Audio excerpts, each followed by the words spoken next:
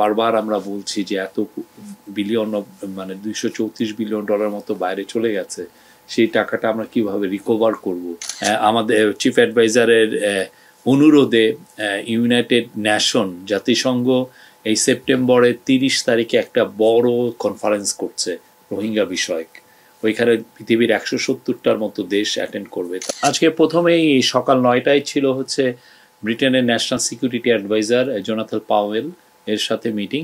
Jonathan Powell আপনারা জানেন যে খুবই ইম্পর্টেন্ট একটা ব্যক্তিত্ব পুরো পুরো ইউকেতে। আপনি ব্রিটেনে যে নর্থ আয়ারল্যান্ডে যে গুড ফ্রাইডে একটা এগ্রিমেন্ট হয়েছিল, যার ফলে আয়ারল্যান্ডের যেই এক ধরনের সিভিল ওয়ার ছিল সেটা কিন্তু এটা বা এক যে ধরনের ট্রাবলস বলতো, এটা সিভিল ওয়ার চেয়েও বলা যায় যে ট্রাবলস যেটা ছিল সেটা কিন্তু উনি ওনার এই এগ্রিমেন্টে এই এগ্রিমেন্টটা খুবই বড় একটা রোল প্লে করে। তো এইখানে জোনাথন পাওয়েল খুবই ব্রিটিশ লেবার পার্টির মধ্যে তার যথেষ্ট সুনাম আছে এবং উনি এখন ন্যাশনাল সিকিউরিটি অ্যাডভাইজার। তার সাথে মূলত মানে আমাদের রোহিঙ্গা ক্রাইসিস একটা বড় ইস্যু, সেটা নিয়ে আলাপ হয়েছে। বাংলাদেশের ডেমোক্রেটিক ট্রানজিশন নিয়ে আলাপ হয়েছে। আমাদের যে অ্যাসেট রিকভারি, যে জিনিসটা বারবার আমরা বলছি যে এত বিলিয়ন মানে $234 বিলিয়ন মতো বাইরে চলে গেছে, সেই টাকাটা আমরা কিভাবে রিকভার করব, সেইগুলো বিষয়ে আলাপ আলোচনা হয়েছে। তারপরে বাংলাদেশে এখন যে কনসেনসাস বিল্ডিং কমিশন যে কাজগুলো করছে, যে কনসেনসাস বিল্ডিংয়ের কাজ কিভাবে কাজগুলো হচ্ছে সেগুলো নিয়েও কথাবার্তা হয়েছে। এটা খুবই একটা ফলপ্রসূ মিটিং ছিল, খুবই সৌহার্দ্যপূর্ণ। এবং এই মিটিংয়ের আমরা এবং আরেকটা হচ্ছে যে পুরো এশিয়া জুড়ে যে মানে পিস অ্যান্ড রিজিওনাল স্ট্যাবিলিটি, এগুলো নিয়েও অনেক আলোচনা হয়। মানিটা চুরি হয় কিন্তু খুব দ্রুত, মানি চুরি হয়ে অনেক দেশে চলে যায়। এই টাকাটা আনাটা খুবই কষ্টসাধ্য। আপনারা যদি অন্যান্য দেশের এক্সপেরিয়েন্সগুলো দেখেন, ফিলিপিন্সের এক্সপেরিয়েন্স দেখেন, আফ্রিকার দেশগুলোর এক্সপেরিয়েন্স দেখেন, এটা খুবই কষ্টসাধ্য এবং অনেক সময় নেয়। তো সেই জন্যই তো আমরা চাচ্ছি যে খুব তাড়াতাড়ি একটা জায়গায় যেতে। সেই জন্যই দেখেন এই চিফ অ্যাডভাইজারের যে আজকে যে উনি যে আসার সময় উনি কিন্তু অ্যান্টি করাপশন কমিশনের যে চেয়ারম্যান ওনার সঙ্গী হয়েছেন। তারপরে বাংলাদেশ ব্যাংকের গভর্নর ওনার সাথে সফর সঙ্গী হয়েছেন। ওনারা এসে ওনাদের মতো করে অনেকগুলো মিটিং করছেন। আজকে যেমন চিফ অ্যাডভাইজার এই অ্যান্টি করাপশন কমিশনের চেয়ারম্যান এবং বাংলাদেশ ব্যাংকের গভর্নর ওনারা জয়েন্টলি এখানে মিটিং করেছেন ন্যাশনাল ক্রাইম এজেন্সির সাথে। ন্যাশনাল ক্রাইম এজেন্সি এগুলোর ক্ষেত্রে খুব ভালো, ওদের এক্সপার্টিস আছে কিভাবে এই যে টাকাটা যে এসে পড়লো, এই টাকাটা কিভাবে ট্রেল ধরা যায়, আইডেন্টিফাই করা যায়, কোথায় যে ঠেকলো কিভাবে, বা এটার যদি কোনো অ্যাসেট এখানে থাকে সেটাকে কিভাবে অ্যাটাচ করে দেওয়া যায়, মানে জব্দ করা যায়। সেই জন্য অলরেডি কিন্তু ওরা 2টা মুভ নিয়েছে, ব্রিটিশ পত্রিকায় এসছে। তো তাদের সাথে একটা খুব ভালো রকমের ডিসকাশন হয়েছে। এবং সাথে যেটা হয়েছে যে ওদের অন্যান্য দেশগুলো কিভাবে টাকাগুলো ফেরত পেয়েছে, যতটুকুই তারা পাক না কেন, সেই বিষয়ে ওদের এক্সপিরিয়েন্সটা নিয়েও আজকে অনেকগুলো মিটিং, ওনারা দুজনই আজকে অনেকগুলো মিটিং করেছেন। তো রোহিঙ্গা ক্রাইসিসের আজকে যে ইয়েতে একটা বড় ইস্যু ছিল রোহিঙ্গা ক্রাইসিস। আপনি দেখেছেন যে আমরা চিফ অ্যাডভাইজার দায়িত্ব গ্রহণের পরের থেকেই অনেক বেশি ফোকাসটা হচ্ছে রোহিঙ্গা ক্রাইসিস যে করেই হোক এই ক্রাইসিসটা কিভাবে রিজলভ করে রোহিঙ্গাদের তাদের মাতৃভূমিতে ফেরত পাঠানো যায়, এবং এটা ডিগনিটির সাথে ভলান্টারিলি এই কাজটা করতে হবে। তো সেই কাজটা করার জন্য আজকে এই আলাপগুলো হয়েছে। আমরা আমাদের চিফ অ্যাডভাইজারের অনুরোধে ইউনাইটেড নেশন জাতিসংঘ এই সেপ্টেম্বরের 30 তারিখে একটা বড় কনফারেন্স করছে রোহিঙ্গা বিষয়ক। ওইখানে পৃথিবীর 170টার মতো দেশ অ্যাটেন্ড করবে। তার মধ্যে আমরা আশা করছি যে এখানে ব্রিটেনও একটা যেন বড় রোল প্লে করে। তো এই বিষয়ে আলোচনা হয়েছে। চিফ অ্যাডভাইজার আজকে এইটার পরপরই উনি চ্যাথাম হাউসে চলে যান। আপনি চ্যাথাম হাউস জানেন যে ব্রিটেনের মেন থিঙ্ক ট্যাঙ্কগুলোর একটা বড় থিঙ্ক ট্যাঙ্কগুলো, ওরা অনেক কিছু কিভাবে একটা ডিসপিউট রিজলভ করা যায়, কিভাবে একটা সিচুয়েশনকে অ্যানালাইজ করা যায় এটার জন্য, এবং অনেক কিছুতে ওরা খুবই রিমার্কেবল। এবং ওইখানে ওনাকে ব্রাউন ম্যাডক্স, যিনি চাথাম হাউসের উনি প্রধান, উনি তাকে ইনভাইট করেছিলেন তার ইয়েতে, ইনভাইট করেছেন তার ইনভাইটেশনে উনি একটা একটা ওয়ান টু ওয়ান একটা লিখেছেন, তো উনি একটা টক্স দিয়েছেন, সেইখানে অনেকগুলো প্রশ্ন উনি একটা বড় প্রথমে একটা ওপেনিং স্টেটমেন্ট দেন, তারপরে অনেকগুলো কোশ্চেন নিয়েছেন, সেগুলোর উপরে কোশ্চেনের উনি রেসপন্ড করেন। এটা প্রায় 1 ঘন্টা 17 মিনিট ওইখানে ছিলেন এই অনুষ্ঠানটা। এই পুরো জিনিসটা এখন ইউটিউবে তারা দিয়ে দিয়েছে। আপনারা সবাইকে আমরা আমন্ত্রণ করি যে এই অনুরোধ করব যে এই ভিডিওটা যেন দেখেন।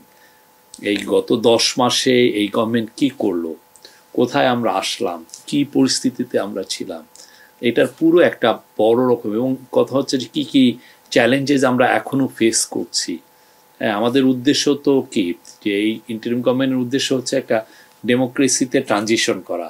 আমরা একটা ট্রানজিশনাল একটা জায়গায় আছি, সেটাকে ইন্টারিম গভর্নমেন্ট, এই ইন্টারিম গভর্নমেন্ট কীভাবে একটা ইলেক্টেড গভর্নমেন্টের কাছে পাওয়ার হ্যান্ড ওভার করবে এবং তার আগে কী ধরনের রিফর্ম করবে সেই বিষয়ে উনি কথা বলেছেন। বিশেষ করে আমাদের যে ম্যান্ডেট, যে রিফর্ম, ট্রায়াল এবং ইলেকশন, এই তিনটা তো আমাদের ম্যান্ডেট। এই তিনটা ম্যান্ডেটে উনি কী কী কাজগুলো করছেন, খুবই আমি বলবো যে কোনো বাংলাদেশের যে কোনো নাগরিক যারা ইংরেজি ভালো বুঝেন এটা শোনা উচিত। খুবই সুন্দর একটা ইন্টারভিউ ছিল ওনার।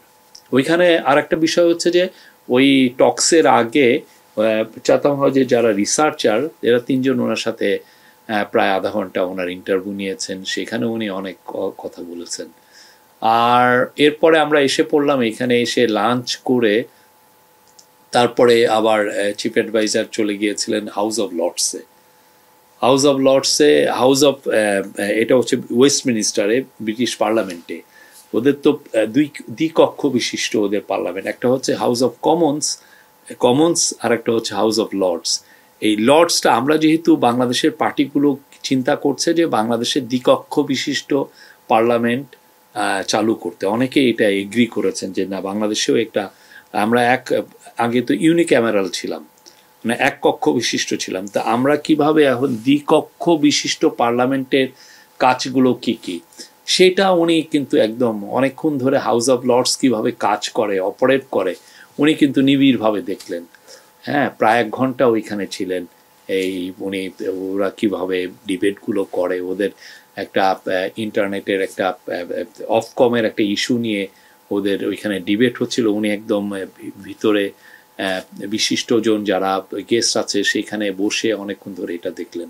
এটা একটা আমাদের জন্য একটা বড় এক্সপিরিয়েন্স ছিল। আমরা তো অলওয়েজ পার্লামেন্টে, যেটা মেন পার্লামেন্ট কমন্সের আমরা ডিবেটগুলো দেখি, কখনো কিন্তু লর্ডসের ডিবেটগুলো হয় কীভাবে, যেখানে পিয়ার্সরা, ব্যারোনেসরা যেখানে ডিবেট করেন, এই মানে সমাজের এলিট শ্রেণীরা, সেই জায়গাটা উনি একদম নিজ চোখে দেখলেন। কারণ এই জিনিসটা আসলে বাংলাদেশের পলিটিক্যাল পার্টিগুলোরও এটা আরও দেখা উচিত, যে অন্যান্য দেশে দ্বিকক্ষ বিশিষ্ট যে দেশেই পার্লামেন্ট আছে তার মানে আপার হাউসটা আসলে কিভাবে অপারেট করে। আমাদের নেইবার ইন্ডিয়াতে রাজ্যসভা আছে, রাজ্যসভাটা অনেকে ফলো করেন, তো আমরা এটা সব দেশে, কিন্তু সমস্ত পৃথিবীতে এই দ্বিকক্ষ বিশিষ্ট পার্লামেন্টের মূল কনসেপ্টটাই এসছে হচ্ছে হাউস অফ লর্ডস থেকে, মানে এই ব্রিটিশ পার্লামেন্ট থেকে, যে হাউস অফ লর্ডস হলো আপার হাউস, ওইখানে এটা কিভাবে হয় এটা উনি দেখলেন। আর ওইখানে একটা ইম্পর্টেন্ট মিটিং ছিল হচ্ছে জোনাথন রেনল্ডস হচ্ছে ইউকের স্টেট সেক্রেটারি অফ স্টেট। উনি ট্রেড এগুলো, ইনভেস্টমেন্ট এগুলো ইস্যু দেখেন, এবং উনি বাংলাদেশে কয়েকবার ভিজিটও করেছেন। হ্যাঁ, তো ওনার সাথে আলাপ হলো যে বাংলাদেশে কিভাবে ট্রেড অ্যান্ড ইনভেস্টমেন্টটা বাড়ানো যায়, ব্রিটিশ ইনভেস্টরদেরকে কিভাবে আরও উদ্বুদ্ধ করা যায়, তারপরে আমরা কিভাবে ডিজিটালাইজেশন কাজগুলো কিভাবে এগিয়ে নিতে পারি, ওদের সাথে আমাদের কি কোথায় কোঅপারেশন আরও এনহান্স করা যায়। তো এই আলাপগুলো ওনার সাথে হয়েছে, ওনার সাথেও একটা ফ্রুটফুল আলোচনা হয়েছে। এখন একটু পরে চিফ অ্যাডভাইজার ওইখান থেকে আমরা যখন ফিরে আসলাম, এখন একটু পরে উনি বিশ্রাম নিয়ে চিফ অ্যাডভাইজার চলে যাবেন হচ্ছে কিং চার্লস, ওনাকে একটা ডিনারে ওই যে কিং চার্লস হারমোনি অ্যাওয়ার্ড এই উপলক্ষে ওনাকে ডিনারে ইনভাইট করেছেন, উনি ওইখানে ইনভাইটেড গেস্ট। সেখানে আজকের মতো। আর কালকে আমরা বলবো যে কালকেও খুব ইম্পর্টেন্ট একটা দিন, কালকে বেশ কিছু মিটিং আছে। তারপরে কালকে যেই জন্য আমাদের মূলত আসা সেটা হচ্ছে যে কিং চার্লস হারমোনি অ্যাওয়ার্ড, সেটা কালকে ওনাকে দেওয়া হবে, ওইটার একটা অনুষ্ঠান। সেই অনুষ্ঠানটা আমরা দেখছি যে কীভাবে বাংলাদেশের মানুষকে খুব এটা লাইভ করা যাবে কি যাবে না, এগুলো আমরা দেখছি।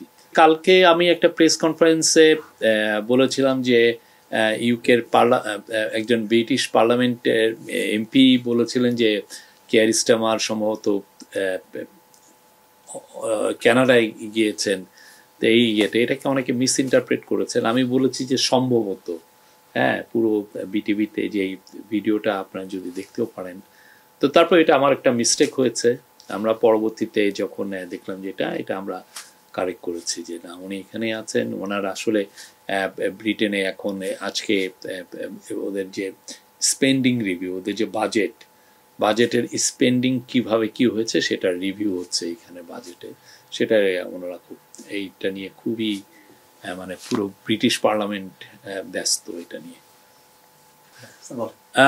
গতকাল আমাদের মানে আমরা যারা চিফ অ্যাডভাইজারের সাথে এসেছি তাদের একটা ইনভাইটেশন ছিল আলতাবালি পার্কে। এই যে চিফ অ্যাডভাইজার যে তার প্রথম অ্যাজ এ চিফ ইন্টারিম গভর্নমেন্টের প্রধান হিসেবে যে লন্ডনে সফর করছেন, সেই উপলক্ষে তারা একটা বড় জমায়েত করেছিল তার প্রতি সাপোর্ট জানিয়ে, সলিডারিটি জানিয়ে। এটা কিন্তু অনেক অনেক লোক হয়েছে, হাজার হাজার লোক হয়েছে। তো সেই জায়গায় যেই আমরা আউটপোরিং অফ সাপোর্ট দেখেছি, এটা অ্যামেজিং। এটা আপনি দেখেছেন অনেকে বাংলাদেশের ফ্ল্যাগ নিয়ে এসেছিল। এই বাংলাদেশিরা এখানে তো প্রচুর লোক, প্রায় 7 লক্ষ বাংলাদেশি এখানে আছেন, এবং তারা খুবই কর্মঠ এবং অনেকে অনেক বড় বড় উঁচু জায়গায় আছেন। তো তারা তাদের এই সময়টাকে এটা এখন একটা উইকডে চলছে, সেই সময়টাকে স্যাক্রিফাইস করে তারা এসে তার কাজ থেকে ওই অনুষ্ঠানে আসছিল। ইতিপূর্বে কোনো সরকার প্রধানের প্রতি এইরকম ভালোবাসা আমরা দেখি নাই যে এইভাবে মানে ব্যক্ত করতে, আমরা এইভাবে দেখি নাই। মানে প্রফেসর ইউনূস যে সবার হৃদয়ের মধ্যে আছেন, সবাই যে তাকে নিয়ে প্রাউড ফিল করেন, এটা কালকে আমরা আবারও দেখেছি। এটা একটা খুবই সবাই প্রত্যেকে এসছেন তার প্রতি তার ভালোবাসা ব্যক্ত করতে, তার প্রতি তার অকুণ্ঠ সাপোর্ট ব্যক্ত করতে। প্রফেসর ইউনূস তরফে আমি তাদের সবাইকে মানে থ্যাঙ্কস জানাই। এটা একটা খুবই অ্যামেজিং একটা সমাবেশ ছিল। যারা যারা এখানে জড়িত ছিলেন, যারা এই অর্গানাইজিংয়ে যারা ছিলেন, তাদের প্রতি আমাদের থ্যাঙ্কস, আমরা গ্র্যাটিটিউড প্রকাশ করছি এবং কৃতজ্ঞতা প্রকাশ করছি। এবং যারা এসছেন, অনেকে তো ধরেন এইখানে উইকেন্ড ছাড়া এখানে সমাবেশ করা খুবই টাফ, তো উইকডের মধ্যে ওনারা এই আয়োজনটা করেছেন। অনেক লোক এসছেন বা অনেকে ন্যাশনাল ফ্ল্যাগ নিয়ে আসছেন বাংলাদেশের প্রতি তাদের সব ভালোবাসা ব্যক্ত করতে। এবং সবচেয়ে বড় কথা, সবাই এই যে ইন্টারিম গভর্নমেন্ট যে রিফর্মের যে কাজগুলো নিয়েছে, রিফর্ম ট্রায়াল, প্রত্যেকটা কাজে তারা তাদের পুরোপুরি সাপোর্ট জানিয়েছেন।